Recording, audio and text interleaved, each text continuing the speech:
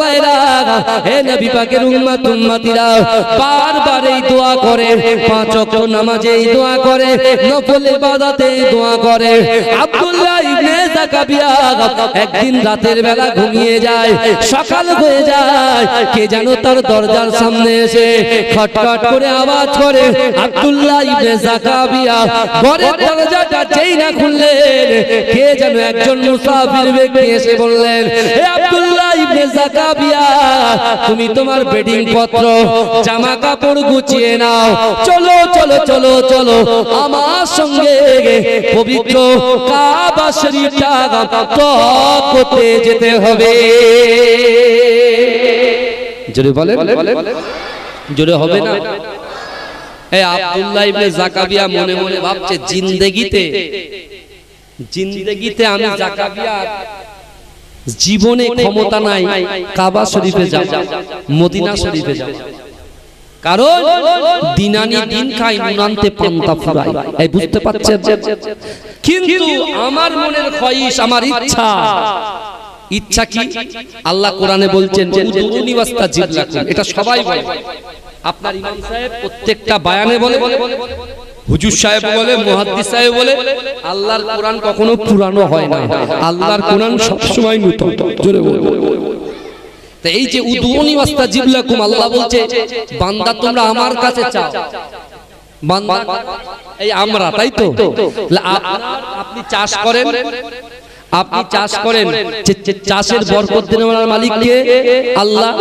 আপনি আম গাছ নিয়েছেন, আম গাছ, আমের সিজন আসছে তো নাকি?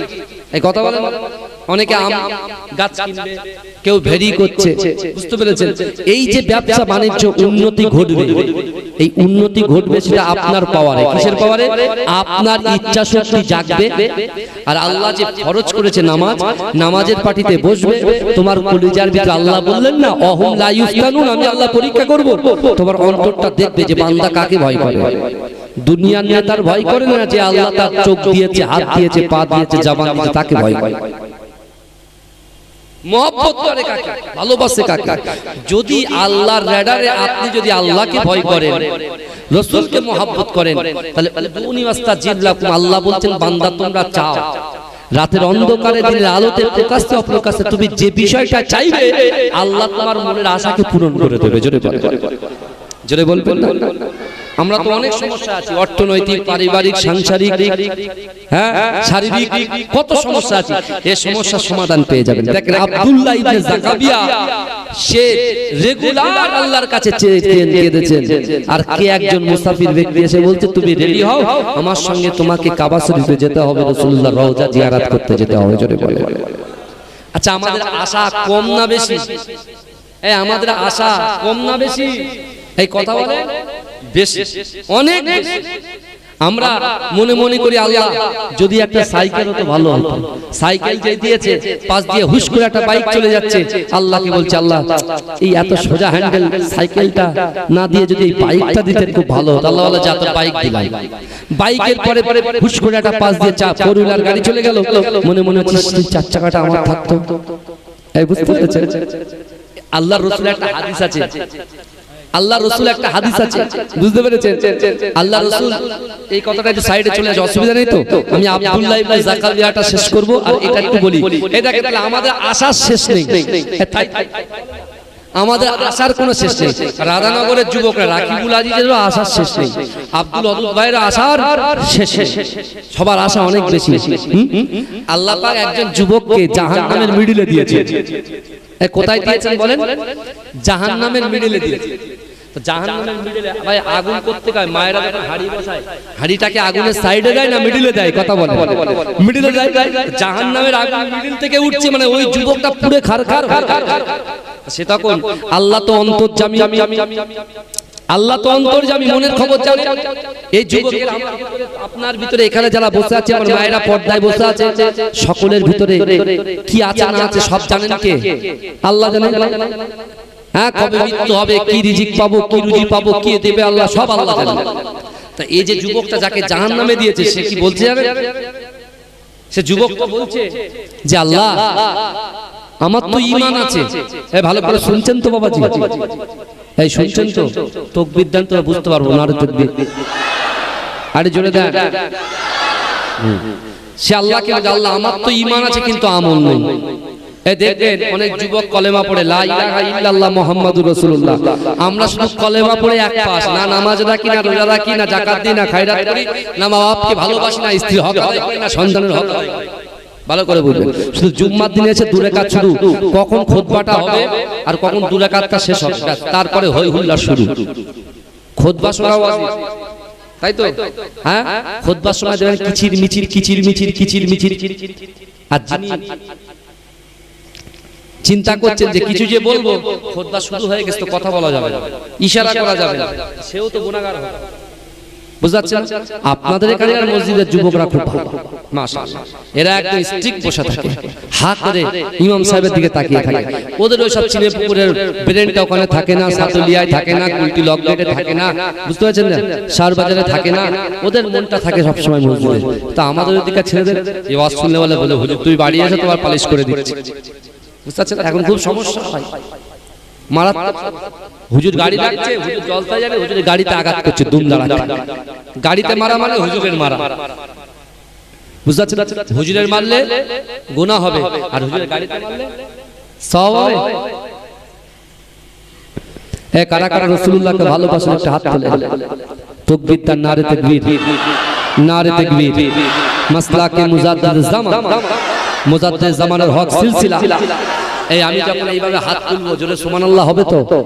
হ্যাঁ, এটাকে শুনেন, এত ওয়াজ করছি তো, যেটা যাচ্ছে যাচ্ছে সে আমি জানি, কিন্তু সেকেন্ডের মধ্যে আমরা ভুলে যাই।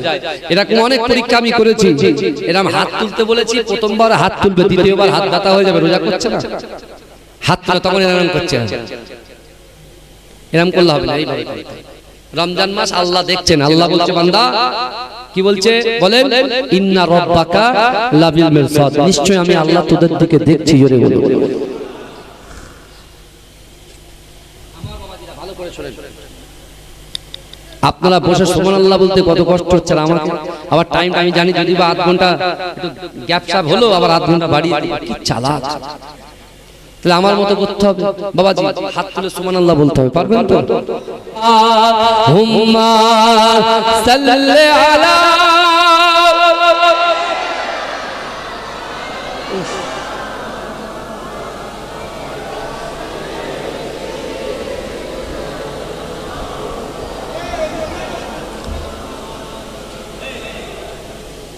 আমার বাবাজিরা, আমার ভাইরা, আমার রাসূল হচ্ছেন জিন্দা। জোরে বলো। এই বায়ানের ভিতরেই প্রমাণ করা হবে আমার রাসূল জিন্দা। জোরে বলো। জোরে বলা যাবে না, জোরে হবে না। নারে তাকবীর, নারে তাকবীর, নারে তাকবীর। রাধানগরের দাতাগণ, রাধানগরের দাতাগণ, রাধানগরের রোজদারগণ, নারে তাকবীর, নারে তাকবীর। মাশাআল্লাহ, আল্লাহ কবুল করে। আল্লাহুম্মা আমিন। আব্দুল্লাহ ইবনে জাকারিয়া কথা বলতে গিয়ে আমি জাহান্নামের মিডিলে ওই যুবকের কথা বলছিলাম, তাই না? হ্যাঁ, এখন কোনটা বলবো বলেন? আব্দুল্লাহ ইবনে জাকারিয়ার কথা বলবো না জাহান্নামের মিডিলে ওই যুবকের কথা বলবো? আমাদের আশার শেষ নাই, আমি দুটো কম্পেয়ার করে ছোট্ট ছোট্ট করে বলবো, ঠিক আছে? না ঠিক আছে, বলি না, যে টাইম হয়েছে সেই টাইম 40-এ শেষ করবো, তারপরে আমার কথা বলা হয়েছে পরে, আমি এখন কিছু বলবো না। আমার ভাই সে আমি ঠিক বুঝে নেবো, আমার ভাই 40 পর্যন্ত হবে, কোনো চাপ নেই। রাকিবুলকে সস্তা মনে করবেন না, এটা মাথায় রাখবেন, বুঝতে পেরেছেন? এ হচ্ছে মাঝরাটি পীর সাহেব হুজুরের দোয়ার ফসল, আমার মা বাপের দোয়ার ফসল। জোরে বলে, রাকিবুলের কোনো দাম নাই, এর কোনো দামই নাই, ফেলে দিলে কেউ বাজারে 1 টাকাও বিক্রি করতে পারবে না। কিন্তু মাঝরাটি পীর সাহেব হুজুরের দোয়া, সাসুপীর একেএম হায়দার আলী হুজুরের দোয়া, বিশ্বাস করে মা বাপের দোয়া, আমার মুজাদ্দিদ জামান দারা হুজুর পীর কেবলার যে 40 বছর খেদমত জালালী হুজুর করেছিল, তার ফসলের দোয়া হচ্ছে আমরা। জোরে বলুন সুবহানাল্লাহ। কত সহজ, বুঝতে পেরেছে আমার ভাইরা? একদম জলসাটা করব আমি, কারণ নামাজ যেটা হবে মানে এই ঘড়ির কাঁটা 4-এ আসবে, বড় কাঁটাটা 4-এ আসবে, আমি শেষ করব, ঠিক আছে? অসুবিধা নেই তো? তারপরে উঁচু করবে লোক, আস্তে আস্তে নামাজে যাবে। ঠিক আছে, এতগুলো লোক বসে আছে, সবাই তো উঁচু অবস্থায় নেই এখানে, বুঝতে পেরেছেন? আমি একদম 40 পর্যন্ত, 15-20 পর্যন্ত বলবো। ঠিক আছে, 20, আর ঘড়িটা যাচ্ছেই না, এই ঘড়িটা হঠাৎ তো সামনে থেকে কি বাপ বলো দেখি, কি মুসিবত। আমি সেই থেকে ওয়াচ করছি, 2 ঘন্টা হয়ে যাবার কথা, আরে ঘড়ি সরেই না, আমি শুধু মোবাইল দেখছি। ঘড়িটা খারাপ নাকি? বলে ঘড়ি আপনার মহব্বতে ঘোরে না আমার ভাই। ভালো ভালো ভালো ভালো, অসুবিধা হচ্ছে না তো? অসুবিধা হচ্ছে না তো? এই আমার ওই যুবক ছট করে বলছে, ওই যুবক ছেলেটা আল্লাহকে বলছে, আল্লাহ আমি তো ঈমান এনেছি কিন্তু আমল নেই। রাধানগরে এরকম কিছু প্লেয়ার আছে, আরে ঈমান তো এনেছি। এই দেখে, যখন ইসলামের বিরুদ্ধে কেউ যখন কথা বলে, গায়ের কম কথা বলে, সর্বদাই ছুটে যায় যে ছেলেটা গাঁজা খায়, যে ছেলেটা চুল্লু খায়, সে কিন্তু আগে গিয়ে টায়ার পোড়ায়। এই পোড়ায় না, তারা বলছে হুজুর জান দিয়ে দেব, অর্থাৎ ওর কলজের ভিতরে সত্যিকার আল্লাহর ভয় আছে। আল্লাহ বলছে বান্দা একটুখানি মসজিদে এসে একটু তওবা করে, একটুখানি তওবা করে নে বান্দা, আমি তোদের জন্য তওবার দ্বারকে খুলে রেখেছি তোদের মৃত্যু পর্যন্ত। আল্লাহ কোরআনে বলছেন, ইয়া আইয়ুহাল্লাযীনা আমানু তুবু ইলাল্লাহি তাওবাতান নাসুহা, হে বান্দা তোমরা যদি তওবার মতো তওবা করতে পারো। রমজান মাস 11 মাসের পরে 12 মাসে এসে পৌঁছেছে রমজান মাস। এই রমজান মাসে তওবার মতো তওবা যদি করতে পারি, আল্লাহ বলছে তোর পিছনে সগীরা কবিরা সব গুনাহ ক্ষমা করে দেব। জোরে বলবেন না? আমি আমার যুবকদের বেশি ভালোবাসি, বুঝতে পারেন? যারা নামাজ না পড়ে তাদেরও ভালোবাসি, যারা নামাজ পড়ে তাদেরও ভালোবাসি। আর যারা কেউ যদি বলে হুজুর নামাজ পড়েন আপনি ভালোবাসেন না, ভালোবাসবো। হেদায়েত দেওয়ার মালিক কে? আল্লাহ। আমি বলবো ওকে, এই কোচি নামাজ না পড়লে গুনাহ, জাহান্নামে আগে পুড়তে হবে, তাকে কোলে টেনে এনে বাজিবার করে যদি আমি বুঝাই, দরবার কেন বলেন তো? পীর মুরিদি কেন বলেছে? হ্যাঁ, রাধানগরে রাকিবুল শুধু আসবে আর আমার ওখানে আপনি যাবেন না, ওখানে বসে বসে খাওয়া দাওয়া হবে, তাই তো? কোরআন হাদিসের কিছু কথা বলা হবে, ছেলে হাত বুলিয়ে বললো নামাজটা পড়। এরকম করে কত ছেলে নামাজ পড়েছেন, আলহামদুলিল্লাহ, আল্লাহ পাকে শুকরিয়া। কত ছেলে নামাজ, যাই হোক, আমি যে কথা বলতে বলতে অনেক টাইম লেগে যায়।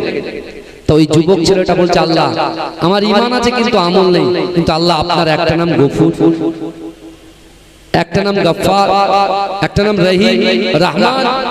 তা আল্লাহ আমি তো জানি আমি জাহান্নাম থেকে বেরোতে পারবো না, কিন্তু আল্লাহ আমার মনের ইচ্ছা আপনি যদি এই জাহান্নামের মিডিল থেকে এই জাহান্নামের এই কোণটায় যদি আপনি আমাকে দাঁড় করিয়ে দেন, আমি একটু কষ্টটা আমার কম হবে এবং আমি যেন একটু মনে মনে শান্তি অনুভব করব। কারণ একদিকে মানুষের চাপ মিডিলে, আর একদিকে আগুনের চাপ, দুটোই চাপে আমি খারখার হয়ে যাচ্ছি। আল্লাহ অন্তর্যামী, সাথে সাথে আল্লাহ বান্দাকে বলছে, বান্দা তুমি কি বললে? আমার একটা নাম রহিম রহমান। ও বান্দা শোনো, তুমি কি আর কিছু চাইবে? আমার কাছে আগে বলো। বলছে আল্লাহ না, আপনার কাছে আর কিছু চাইবো না, চাওয়ার আর কি আছে আল্লাহ? আমি তো গুনাহ করেছি, শুধু আমার ভিতরে শুধু ঈমানটুকু আছে। আল্লাহ বলছে বান্দা শোন, তুই আর কিছু চাইবি না তো? বলে না আল্লাহ, আর কি চাইবো? আমি তো আমল নেই, আমি চাইবো কি করে? আল্লাহ বলছে আর কিছু চাইবি না তো? বলছে না। আল্লাহ বলছে যা বান্দা, আমি আল্লাহ গফুর রহিম তোকে জাহান্নামের মিডল থেকে জাহান্নামের কোণে দাঁড় করিয়ে দিলাম। জোরে বলবেন না? ভাই ঢেউ কোথায় মারে? মাঝখানে মারে না, ধারে মারে। বলে আচার কোথায় দেয়? ঢেউর আচারটা পানির ধারে আসে, ধারে এসে যত ঢেউ আসে বড় করে এসে দুম করে মারে। বুঝতে পারছেন? এই দেখবেন সোশ্যাল মিডিয়াতে পুরী দীঘাতে গোসল করতে করতে উল্লু হয়ে গেছে, আর কুল্লু করে একদম পানি সব করে আচার দিচ্ছে। বুঝতে পারছেন না? হারাম কাজ করছে আর পানি। এ দেখেন রোজাদার, যারা রোজাদারদের জন্য পানি কিন্তু আল্লাহর কাছে দোয়া চায়। জোরে বলে রোজাদার জমিন দোয়া চায়, মাটি দোয়া চায়, পক্ষীগুলো দোয়া চায়। রোজাদার অত সহজ? একটা রোজাদারের দাম কত জানেন? গাল দিয়ে যে গন্ধটা বেরায় আল্লাহর কাছে মিষ্টি আম্বারের মতো খুশবু দেয়। জোরে বলবেন না? রোজাদারদের পাওয়ার আলাদা। আর এই সময় শয়তান বাঁধা আছে। শয়তান কি আছে বাপ বলেন? শয়তান টেনে মাথার চুল থেকে পা পর্যন্ত মুড়ে বেঁধে রেখেছে আল্লাহ।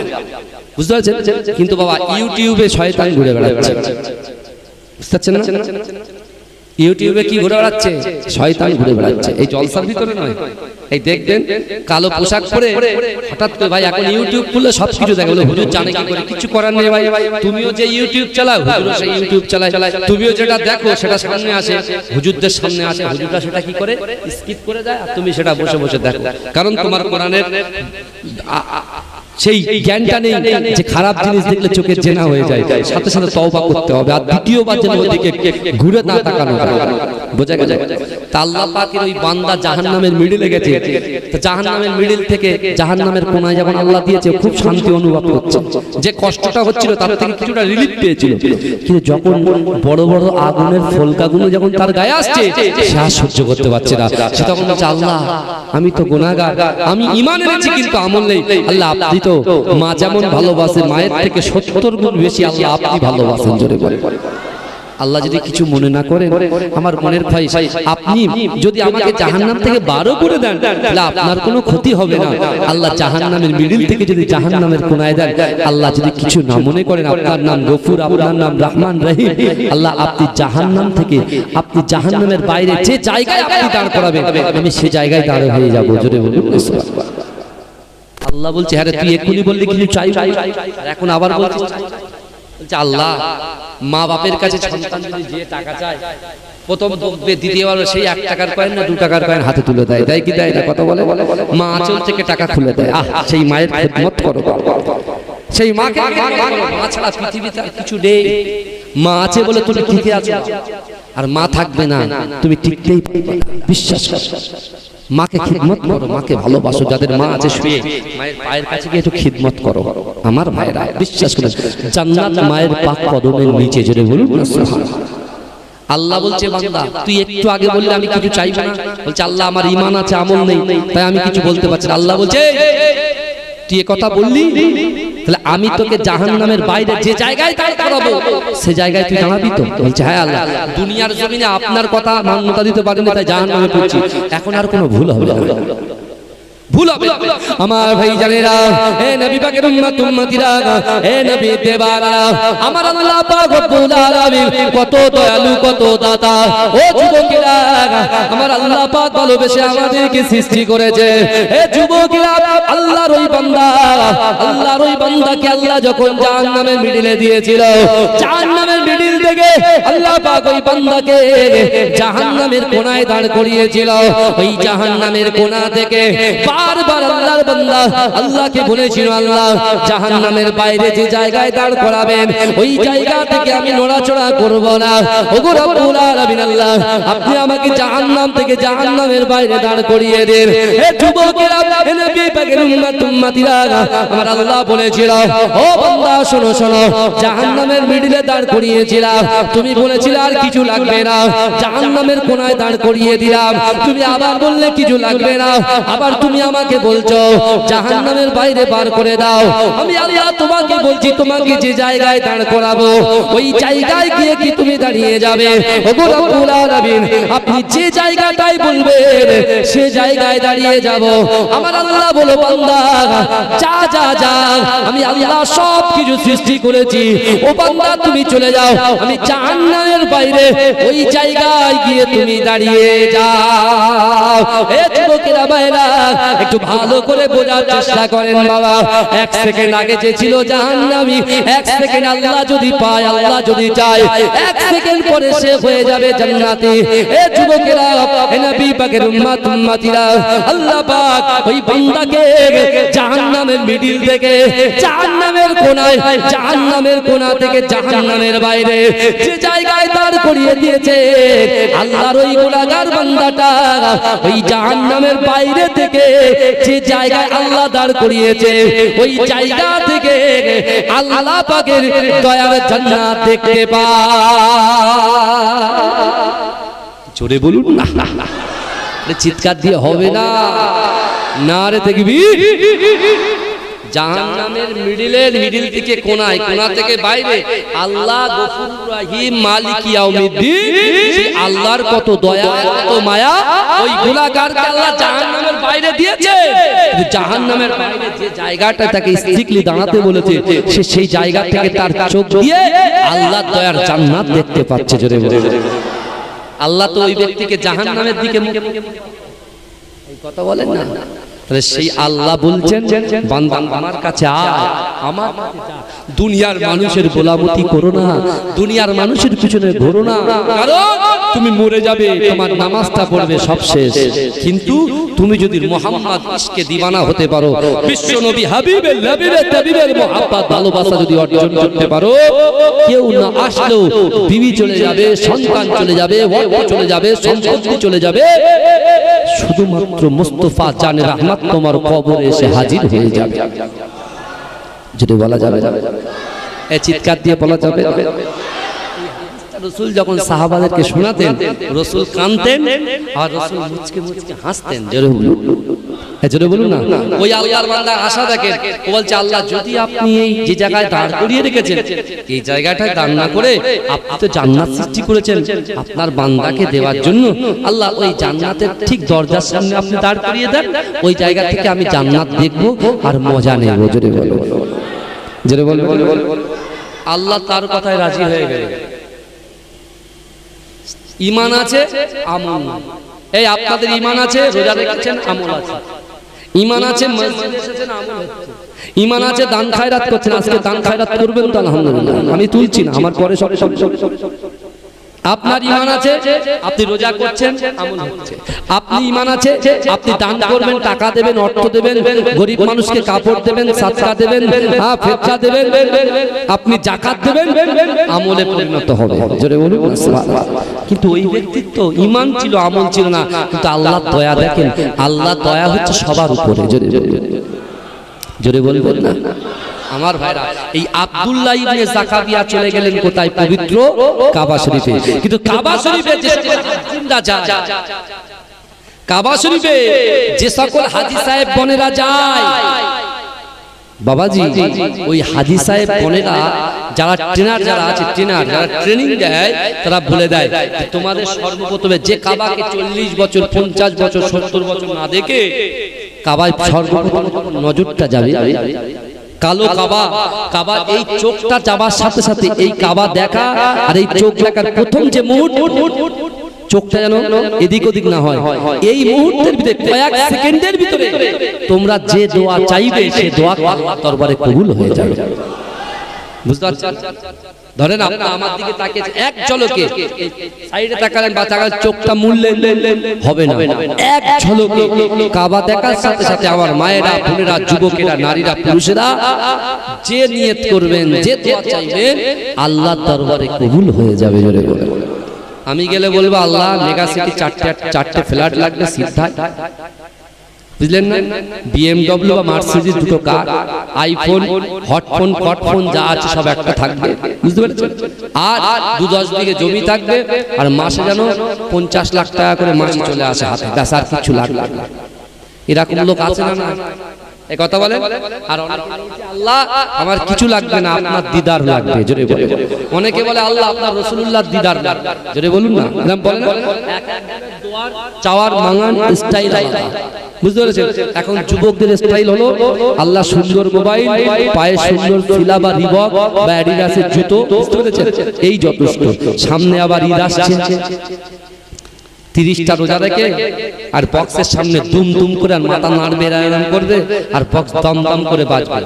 ফেরেশতা বলবে হেরা, এই শয়তান বলবে হেরা, এই তো আমার থেকে ডবল শয়তান হয়ে গেছে রমজানের পরে। বুঝতে পারছেন না? তওবা তওবা। যে সকালে এই চীনে পুকুর থেকে আর এই মোড়ের নাম কি যেখানে ফাঁকা জায়গা, হ্যাঁ, রাধানগর ওই পর্যন্ত আমি আপনাদের বলে দিলাম, যুবকরা তোমরা দায়িত্ব নিয়ে যদি এরকম কোনো জায়গায় বক্স বাজে রোজার পরে, সব বক্স ছুড়ে দেবে ফেলে ফেলায়, এই কোথায় খালে, বুঝতে পারছেন? আর টাকা বক্সওয়ালারা টাকা আমার কাছে চাইতে আসবে না, কমিটির কাছে চাইতে আসবে। বুঝতে পেরেছেন? বলে হুজুর ব্যবসা ডাউন করে দিচ্ছেন। অবশ্যই বক্স বাজাবে, তুমি গজল বাজাবে, কিরাত, এখন তো কিরাত আলহামদুলিল্লাহ কারি সাহেব কিরাত পুরো সুন্দর সুন্দর করে শুনবে, হ্যাঁ ছেলেরা বসে থাকবে মাথায় টুপি মুখে দাড়ি সুন্দর করে বসে থাকবে হ্যাঁ আর মুসলমান ঘরের ছেলেরা বুঝতে পেরেছেন না মনে করেছে রমজান শরীফ পার করে দিয়েছি সব হয়ে গেছে তুই জান্নাত কেনার নাম করে তুই জাহান্নাম কিনে বেড়াচ্ছ আমার সোনার ভাইরা তোমার পীরের আওলাদ মহব্বত করেন ভালোবাসেন বলে কথাগুলো বলে যাচ্ছে জলসা নেওয়ার জন্য বলছি না বাবাজি বিশ্বাস করুন প্রথম হয়তো মনে হতো যে ভালো একটা গজল গাইলে জলসা পাওয়া যাবে হয়তো ভালো জলসা করতে পারলে কোরআন হাদিস জলসা পাওয়া যাবে এখন আর সব কিছু মনে হয় না এখন ভয় লাগে যে এতটা আল্লাহ এতদূর পৌঁছে দিয়েছে মানে এখন সঠিক জিনিসটা যদি দিতে না পারি আল্লাহর কাছে ধরা খেতে হবে বুঝতে পারছেন না আব্দুল্লাহ ইবনে যাকারিয়া ইয়াকুবের সাথে চলে গেলেন পবিত্র ভূমিতে জোরে বলুন না সুবহানাল্লাহ জোরে বলবেন না তার কাছে অর্থ ছিল সম্পদ ছিল তার কাছে ছিল আল্লাহর ভয় তার কাছে ছিল রাসূলুল্লাহর মহব্বত আর তার কাছে ছিল হাজার হাজার বর্গ মাইল অর্থাৎ তার অন্তরের ভিতরে আল্লাহর কাছে ইচ্ছা আকাঙ্ক্ষা ছিল জোরে নামাজের পাটিতে বসে আমার ভাই জানেরা হে নবী পাকের উম্মত উম্মতিরা হে নবী দেবারা আব্দুল্লাহ ইবনে যাকারিয়া ইয়ামানি রাহমাতুল্লাহ আলাইহি সর্বপ্রথমে কাবা শরীফটা চামড়া চোখে দেখবে হে যুবকেরা যে কাবা শরীফের দিকে তাকালেন এক নজরে আল্লাহকে বললেন আল্লাহ পাক আমি কাবা শরীফ তওয়াফ করব আমি আব্দুল্লাহ ইবনে যাকারিয়ার মনের খায়েশ আমার রাসূল হচ্ছেন জিন্দা কাবা শরীফ তওয়াফ করার পরে মদিনা শরীফে রাসূলুল্লাহর দরবারে যাব আর রাসূলুল্লাহর দরবারে গিয়ে আমি আব্দুল্লাহ ইবনে যাকারিয়া রাসূলুল্লাহকে সালাম দেব আমার রাসূলুল্লাহ আমি আব্দুল্লাহ ইবনে যাকারিয়ার সালামের যে জবাবটা দেবে ওই জবাবের আওয়াজটা আমি নিজে কানে যেন শুনতে পাই যেটা বলুন আব্দুল্লাহ ইবনে যাকারিয়া আল্লাহকে বলছে এই কাবা শরীফের দিকে তাকিয়ে দোয়া চাইছেন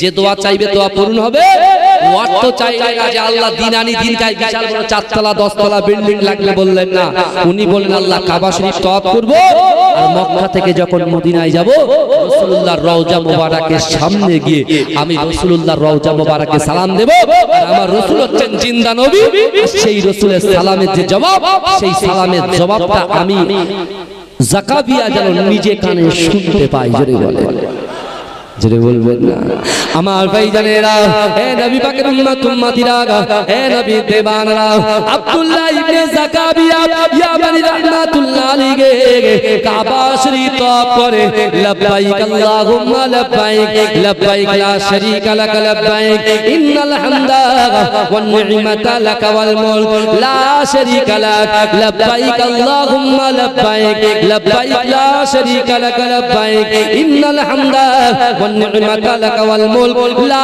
শারীকা লাক হে যুবকেরা হে নবী পাকের উম্মত উম্মতিরা হে নবী দেবানরা বিশ্ব নবী রাসূলুল্লাহ সাল্লাল্লাহু আলাইহি ওয়াসাল্লামের আশিক আল্লাহর রাসূলের মুহাব্বতে পাগল আব্দুল্লাহ ইবনে যাকারিয়া কাবা শরীফটা তওয়াফ করে মাকামে ইব্রাহিমের পিছনে 2 রাকাত নামাজ আদায় করে আল্লাহ দরবারে কাঁদে আর বলে আল্লাহ পাক আমি কাবা শরীফকে তওয়াফ করার ক্ষমতা আল্লাহ আপনি দিয়েছেন আপনি ব্যবস্থা করে দিয়েছেন ওগো রব্বুল আলামিন আল্লাহ আমি আব্দুল্লাহ ইবনে যাকারিয়া আল্লাহর রাসূলের রওজা মোবারকের সামনে গিয়ে সালাম দেব আর এই সালামের জবাবখানা আমার রাসূলুল্লাহর জবাবখানা আমি যাকারিয়া জানো নিজে কানে শুনতে পাই জোরে বলুন না সুবহানাল্লাহ কাবা শরীফ তওয়াফ করলেন মাকামে ইব্রাহিমের পিছনে নামাজ আদায় করলেন জোরে বলুন আল্লাহর কাছে শেখানো চাইলেন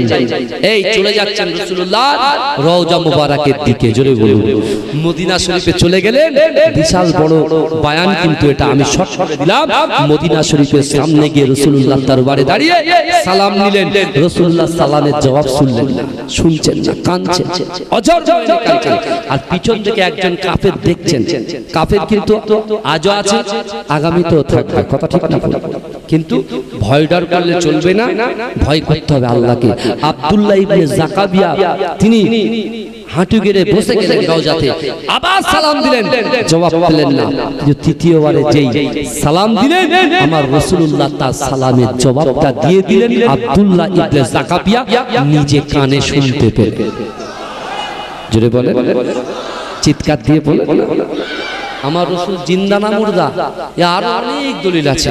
আগামীতে ইনশাআল্লাহ আপনাদের সাথে আবার আলোচনা হবে। দেখেন টাইম হয়ে গেল।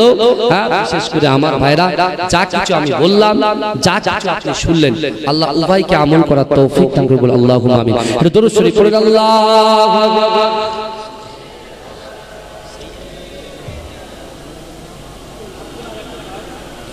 কোন বৃষ্টি হতো, ডাইরেক্ট বৃষ্টিটা তার বেডে এসে পড়তো। বেড মানে কি? তার চ্যাটায় এসে পড়তো। ভাইজান, যদি বৃষ্টি হয়, চ্যাটায় যদি পানি পড়ে, আমরা কি করি বলেন তো? সাথে সাথে নাই কোনো জড়ি দিই, নাই কিছু দিয়ে ঢাকার চেষ্টা করি যাতে পানিটা ভিতরে না ঢোকে। আর আব্দুল্লাহ ইবনে যাকাবিয়া কি করতো? এই পানি আসতো, আল্লাহ শুকরিয়া আদায় করে বলতো, আল্লাহ যাক, হয়তো রাত্রে আমি ঘুমিয়ে যেতাম, কিন্তু এই পানিটা আসার জন্য আমি দাঁড়িয়ে দাঁড়িয়ে আপনার পবিত্র আল কোরআন তেলাওয়াত করতে চাই। জোরে বলে, জোরে বলবেন না সুবহানাল্লাহ? চিৎকার দিয়ে হবে না সুবহানাল্লাহ? সে আব্দুল্লাহ ইবনে যাকাবিয়া আল্লাহকে বলছে, আল্লাহ আমি পবিত্র কাবা শরীফ আর পবিত্র বলেন রওজা মুবারক রাসূলুল্লাহ আমি জিয়ারত করতে চাই। আমার ভাই জানেরা, হে নবী পাকের উম্মতিরা, হে নবী দেওয়ানা, দিন আসে রাত যায়, রাত আসে দিন আসে।